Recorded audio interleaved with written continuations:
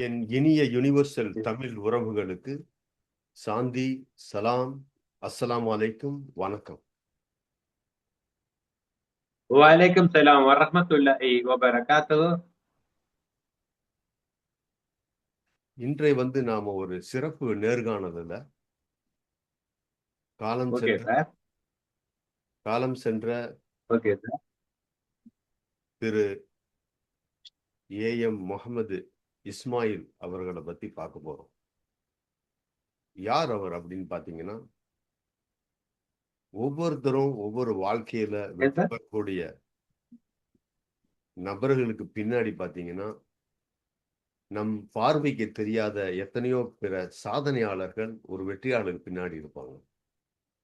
அப்படி ஒவ்வொரு துறையிலையுமே அந்த மாதிரி தான்.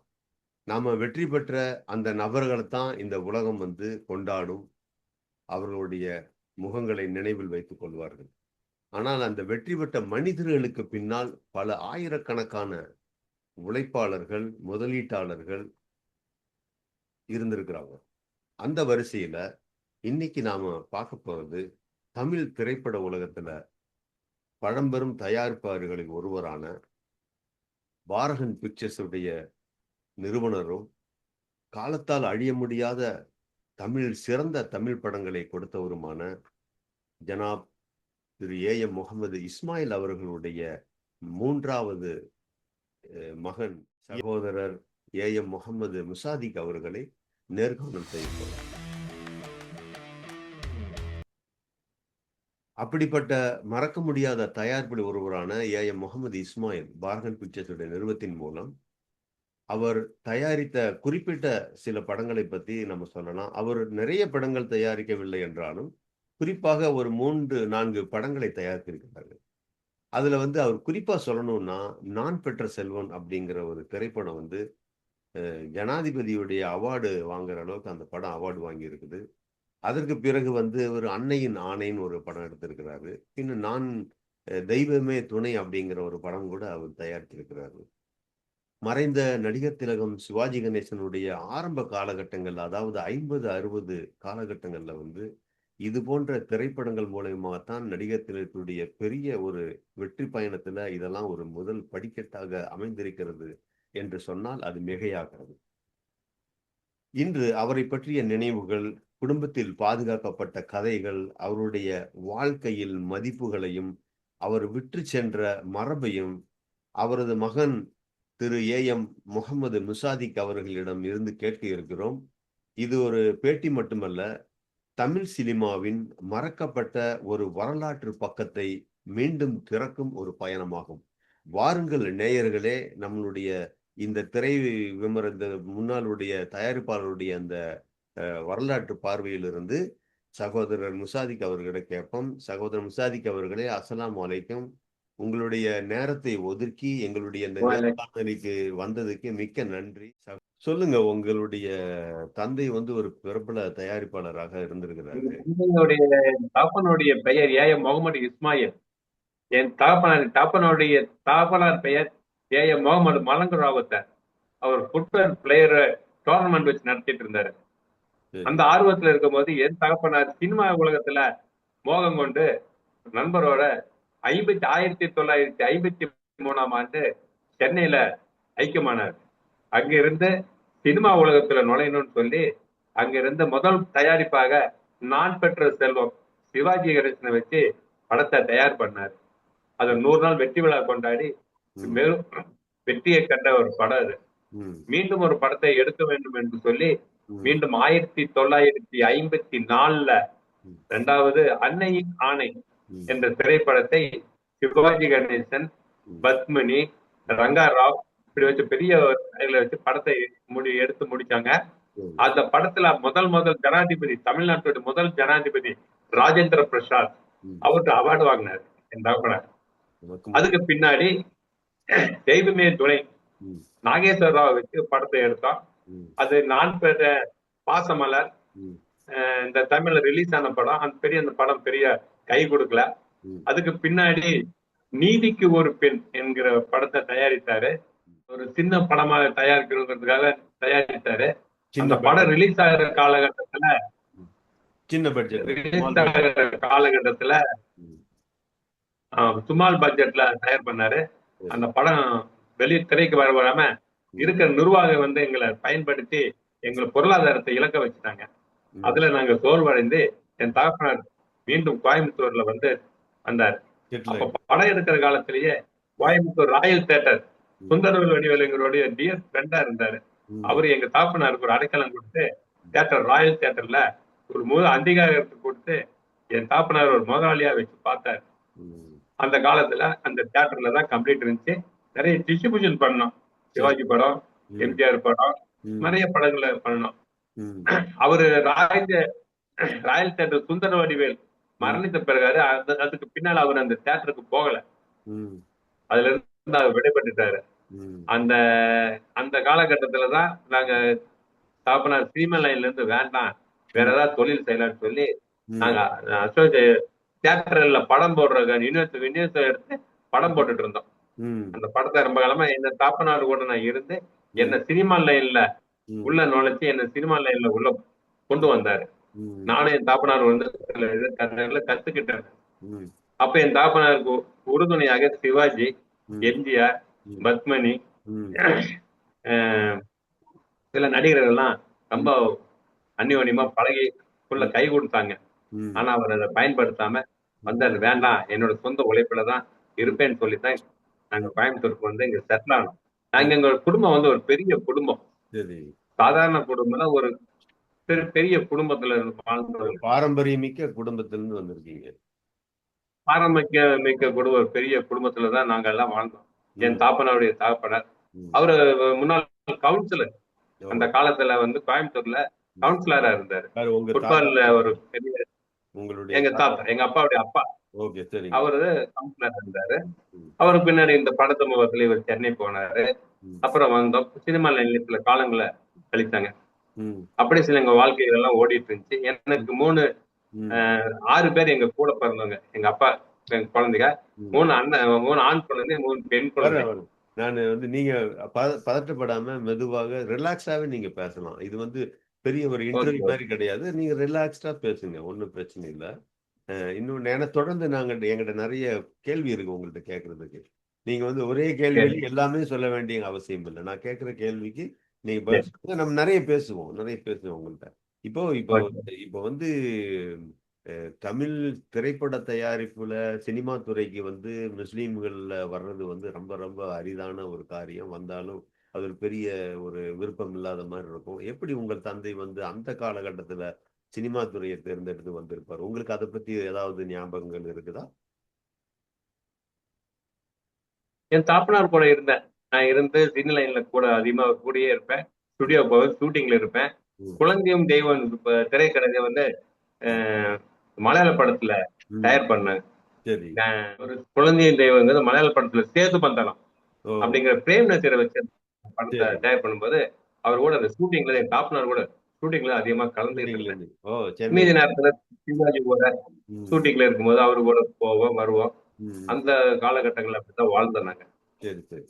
அதுக்கு பிறகு வந்து சினிமா துறையில இருக்கும்போது மறைந்த நடிகர் திலகம் சிவாஜி கணேசன் அவர்கள் வந்து உங்க நடிகர் சிவாஜி கணேசன் தகப்பனார் பாக்குறதுக்கு வந்து நடிகர் சிவாஜி கணேசன் கோயம்புத்தூர் வரணுங்கிறத எங்களுக்கு கால் பண்ணுவாரு. எனக்கு கால் பண்ணுவாரு. கால் பண்ணி இந்த மாதிரி கோயம்புத்தூர் வர்றேன், எங்கப்பா இருக்கான்னு கேட்பாரு. கோயம்புத்தூர் இருக்கு, நாளைக்கு எனக்கு ஷூட்டிங் பொள்ளாச்சியில இருக்கு, நீங்க கூட ஷூட்டிங் முடிகிற வரைக்கும் இருக்கணும் அப்படின்னு சொல்லுவாரு. நானும் அவர் கூட கலந்துகிட்டு பொள்ளாச்சியில இருக்கிற ஷூட்டிங் எல்லாம் அங்க இருக்கிற ஷூட்டிங் எல்லாம் முடிச்சு அவர் பிளைட் ஏற்றி வர வரைக்கும் அவர் கூட தான் இருப்பேன். எங்க அப்பாவுக்கு என்ன கண்ணியத்தை கொடுத்தாரோ அந்த கண்ணியத்தை எனக்கு கடைசி வரைக்கும் எனக்கு சிவாஜி கூட நான் நட்பா இருந்தேன். எம்எம் நம்பியாரு, பத்மினி, சாவித்திரி, எம்ஜிஆர் கூட காலத்துல பிஎம் இருக்கும்போது கூட எங்க வீட்டுல இருந்தா அவங்களுக்கு உணவே போகும் எங்க அப்பா மூலியமா. அவர் வந்து நான்வெஜ் அதிகமா சாப்பிடுவாரு. அப்படி ஒரு பழக்க வழக்கங்களா இருந்துச்சு. நட்பு நல்ல பழக ஒரு ஃப்ரெண்ட்ஷிப்ல தான் இருந்தார் வழியா எந்த ஆதாயத்தையும் அவர் பார்க்கல. சரி சரி. அவர் நிறைய ஹெல்ப் பண்றேன்னு சொன்னாரு, வேண்டான்னு அந்த ஃப்ரெண்ட்ஷிப்ல தான் இருந்தார். Okay okay. இப்போ உங்களுடைய உங்களுடைய கேள்வி கேட்கறது என்னன்னு பாத்தீங்கன்னா, உங்களுடைய தந்தையை பற்றி வந்து நடிகர் திலகம் சிவாஜி கணேசன் அவர்கள் ஏதாவது சந்தர்ப்பத்துல பேசியிருக்காங்களா? ஏன் சார்? உங்களுடைய தந்தையை பத்தி சிவாஜி கணேசன் அவர்கள் வந்து உங்ககிட்டயோ உங்க குடும்பத்தார்கள்ட்டயோ எதையாவது நினைவுகளை பகிர்ந்திருக்காங்களா? இல்ல நிறைய ஹெல்ப் பண்றேன்னு சொன்னாரு. எங்க அப்பா நான் பொருளாதாரத்தை இழந்து படம் ரிலீஸ் பண்ண முடியாத காலத்துல கூட நீதி கோர்ப்புன்ற படத்தை வச்சு சின்ன சுமால் பட்ஜெட்ல எடுத்தாரு. அந்த படத்தை கூட ரிலீஸ் பண்றதுக்குள்ள சப்போர்ட் பண்றேன் நாங்க. அப்ப என் தாப்பனார் வேண்டாம், இந்த நட்போட இருந்துக்கலாம் அப்படின்னு சொல்லி அதை அவாய்ட் பண்ணிட்டு நட்போட தான் கடைசி வரைக்கும் இருந்தார் சிவாஜி கூட. வந்தா கூட வீட்டுக்கு வருவாரு, பாப்பாரு, தியேட்டருக்கு வருவாரு. அப்படி எல்லாம் பழக்கம் இருக்கு. அதுக்கு பின்னாடி எங்க அப்பா கூட கண்டித்த எங்கள்கிட்ட பகிர்ந்துகிட்டாரு. நாங்க ஷூட்டிங் வர்றப்ப நீங்க நாளைக்கு என் கூட வந்துடணும், நான் இந்த லாட்ஜில் இருப்பேன்னு அவரை பிக்கப் பண்ணிட்டு ஊட்டி பொள்ளாச்சியில போய் கம்ப்ளீட் ஷூட்டிங் முடிச்சுட்டு வருவோம். ஷூட்டிங் முடிச்சு அவர் கடைசி போற வரைக்கும் அவர் கூட தான் இருக்கும். சென்னை அனுப்பிச்சு விடுவோம். இப்போ உங்க தந்தையார் அவர்கள் படம் எடுத்த படத்துக்கு வைத்த டைட்டில் மாதிரியே தெய்வமே துணையின் தைப்பை வைத்த மாதிரியே அவர் நட்பே துணைங்கிற மாதிரி நண்பர்கிட்ட நட்பை ரொம்ப உயர்வா பேணி இருக்காருன்னு சொல்ல வர்றீங்க, சரிங்களா? ஆமா, நட்பருக்கும் தெய்வமே துணை. எல்லாம் கூட்டு குடும்பமா இருந்தவங்க தெய்வமே துணைன்னு சொல்றது இந்த குடிப்பினை எல்லாமே குடும்பத்தோட இருக்கிறது. தெய்வம் இனிமே துணைங்கிற அந்த ஒரு இதை வச்சுதான் ஒரு கான்செப்ட் வச்சுதான் அந்த படத்துக்கு டைட்டில் கொடுத்தாரு. நான் பெற்ற செல்வங்கிறது அவர் பெற்ற செல்வங்கள் தான் எங்க ஃபேமிலி. அதனாலதான் நான் பெற்ற செல்வம் அந்த திரைப்படத்தை உருவாக்குனாரு. அன்னையின் ஆணை 2வது படத்தை தயார் பண்ணாரு. அது கருணாநிதி முன்னாள் சிஎம் கருணாநிதியுடைய ஃபேமிலி தான் முரசொலி மாறன். அவர் தான் அதுக்கு கதை வசனம். அது அன்னையின் ஆணைக்கு படத்துக்கு கதை வசனம் வந்து முரசொலி மாறன். அவர் தான் அந்த படத்துக்கு முன்னாள் முதல்வர் கலைஞர் அவர்களுடைய மருமகன் வந்து முரசொலி மாறன் அவர்கள் தான் கதை வசனம். மருமகன் தான் கதை வசனம். பெரிய நாகேஷ் வந்து சினிமால 10 நாகேஷ் வந்து சினிமால உள்ள என்ட்ரி கொண்டு வர்றது எங்க அப்பா தான், எங்க தாத்தா எங்க அப்பா தான் உள்ள கொண்டு வந்தார். ஃபர்ஸ்ட் நீதிக்கு ஒரு பெண் தான் அவர் ஒரு சின்ன வேடத்தை கொடுத்து காமெடி வேடத்தை கொடுத்து இந்த படத்துல என்ட்ரி பண்ணாரு. அந்த படம் தான் ரிலீஸ் ஆகல. நாகேஷ் தான். அப்புறம் எங்க அப்பாவுடைய கார் டிரைவர் தான் டிஎன் பாலு. சட்டமன் கையில் படம் எடுத்தார்ல, அவருடைய டைரக்டருடைய எங்க அம்மாவுக்கும் எங்க கார் டிரைவர் தான் டிஎன் பாலு. அவர் தான் சட்டமன் கையில் அந்த படத்தை தயார் பண்ணாரு. அந்த கதையை எங்க அப்பாட்ட எவ்வளவு சொன்னாரு. எங்க அப்பா அந்த நேரத்துல செவி சைக்கிள் வேற மூணுல சிவாஜி இந்த படத்தை அவர் என்ன டிரைவர் என்ன சொல்ல போறாங்க வந்து இதுல இருந்தாரு. அதுக்கு பின்னாடி நாங்க கோயம்புத்தூர் செட்டில் ஆன பின்னதான் அந்த படத்தை வந்து தெய்வ நானு சட்டமேன் கைங்கிற கமலஹாசனை வச்சு அந்த படத்தை தயார் பண்ண அது வெற்றிகரமான ஓடின படம் இந்த படம். இது வந்து இப்ப நீங்க சொன்ன இந்த தகவல் வந்து எனக்கே ரொம்ப ஆச்சரியமான ஒரு தகவல் தான். உங்களுடைய நேர்காணல் எடுக்க வேண்டிய நோக்கமே வந்து இன்றைய தலைமுறைக்கு வந்து இவ்வளவு தலை சிறந்த காலத்தால் அழிய முடியாத 3-4 படங்களை எடுத்த அந்த தயாரிப்பாளருடைய நினைவு, அவருடைய அந்த உழைப்பு, அந்த ஒரு சாதனை வந்து இன்றைய தலைமுறைக்கு கொண்டு சேர்க்க வேண்டும் என்கிற நோக்கத்துல தான் இந்த நேர்காணலை நாம உங்கள்ட்ட எடுத்துட்டு இருக்கிறோம். உங்கள்ட்ட நான் அடுத்த கேட்க போற கேள்வி என்னன்னு பாத்தீங்கன்னா, உங்களுடைய தந்தையை பத்தி, நீங்க உங்க தந்தை ஒரு சினிமா தயாரிப்பாளராக இருந்தாலும் நீங்க உங்க வாழ்க்கையில அத எப்படி உணர்றீங்க? ஒரு மகனாக, ஒரு தயாரிப்பாளரின் மகனாக நீங்க எப்படி உணர்றீங்க? இல்ல, நான் எங்க தாப்பனோட நான் வாழ்ந்த காலத்துல வந்து ஒரு ஃப்ரெண்ட்ஷிப்பா தான் என்ன வாழ்ந்துட்டு இருந்தோம். எங்க அப்பா எங்க வந்து ஒரு ஃப்ரெண்ட்ஷிப்பா தான் கூடயே வச்சு அரவணைப்பாரு, தியேட்டருக்கு போவாரு, அவரு கூட ஏதோ வச்சிருப்பாரு. அப்புறம் ஸ்டாண்டா சின்னப்பா தாவே அவரு ஷூட் படம் எடுக்கணும்னா தியேட்டர்ல வந்து ஃபர்ஸ்ட் ஷோ பாப்பாரு, மேட்ச் படம் பார்த்து எங்க ஸ்கிரிப்ட் எழுதணும். என்ன படத்துல என்ன இதுல வந்து ஆடியன்ஸ் கை தட்டுறாங்க, எந்த சீனுக்கு அவங்க வெளியே போறாங்க, எந்த சீனுக்காக பெண்கள் அழுகுறாங்க, இப்படிங்கிற ஸ்கிரிப்ட் எழுதணும். யாருக்கு? ஸ்டாண்டா சின்னப்பத்தாவ இருக்கு. அப்படி ஒரு காலகட்டத்துல எங்க தாப்பனார் வந்து ஸ்டாண்டா சின்னப்பத்தாவர் கூட நாங்க பழகி ஸ்கிரிப்ட் எல்லாம் எழுதி கொடுப்போம். இன்டர்வல்ல படம் ஓடிட்டு இருக்கு, யார் வெளியே போறா, யார் வர்றா அப்படிங்கிற கன்சென்ட் எல்லாம் பார்த்து அதை வச்சுதான் அவர் வந்து படம் தயாரிக்கிறார். அவர் ஸ்டாண்டா சின்னப்பத்தாவர். நந்தானி பாஜி பிலிம்ஸ். தெரியும், கோயம்புத்தூர்ல தான் அவரு. அந்த தயாரிப்பாளரும் கோயம்புத்தூர்ல உள்ளவர் தான். ஆமா. ஓகே, இப்ப என்னுடைய அடுத்த உங்கள்கிட்ட கேட்கக்கூடிய கேள்வி என்னன்னு பாத்தீங்கன்னா, இப்ப வந்து அதில் நடித்த நடிகர்கள் நடிகைகளை தவிர்த்து நிறைய தொழில்நுட்ப கலைஞர்கள் வந்து அதுல உங்களுக்கு தெரிஞ்சிருக்கும். குறிப்பாக சொல்ல வேண்டும் என்று சொன்னால் ஏபி நாகராஜன் அவர் கூட ஒர்க் பண்ணியிருக்கிறார்.